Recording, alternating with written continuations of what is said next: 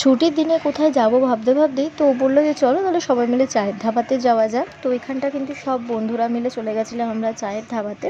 চায়ের ধাবাটা কিন্তু কল্যাণী হাইরোডের ওখানে, তো এর পাশেই হচ্ছিলো চায়ের হাট আছে, তো একবার চায়ের হাটে গেছিলাম। তো এইবার গেছিলাম কিন্তু চায়ের ধাবাতে, সত্যি জায়গাটা খুব সুন্দর, ফ্যামিলি নিয়েও যাওয়া যায়, আবার তুমি কাপল হিসেবেও যেতে পারো। ভেতরের খাবার দাবারগুলো খুবই ভালো, টেস্টি ছিল। যাওয়ার সাথে সাথে এখানে চায়ের অর্ডার করা হয়েছিল, চাটা তো অসাধারণ ছিল, মানে আমার মনে হচ্ছিলো আরেকটা কাপ খেলে ভালো হতো। তো যাই হোক, chicken pakora, French fry, fish finger, milkshake সব কিছু এখানে অর্ডার দেওয়া হয়েছিলো। তো সবাই আমরা এটা শেয়ার করেই খেয়েছিলাম। আর এখানে অ্যাঞ্জেলকে দেখো, ও কিন্তু আমাদের সাথে গেছিলো, মানে ওকে আমরা নিয়ে গেছিলাম, বললাম যে চলো, ও তো রয়েছে, গেলে ও আনন্দ পাবে।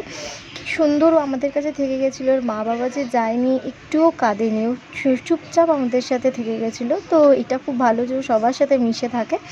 আর এখানটা দেখো, ওকে সবাই মিলে প্যাম্পার করছিল, ওকে কাকাই দোলনাও চড়াচ্ছিল এখানটা বসে, আরও সব বন্ধুদের ছেলেমেয়েরাও গেছিলো, ওরাও খুব মজা আনন্দ করেছে। আর এখানে আমি অ্যাঞ্জেলকে নিয়ে একটু দোলনা চড়ছিলাম, তো আমি ওকে বললাম যে তুমি একটু ভিডিওটা করে দাও। আর চলো, এইভাবে দিনটা শেষ করলাম, ছুটির দিনটা কিন্তু খুব ভালো।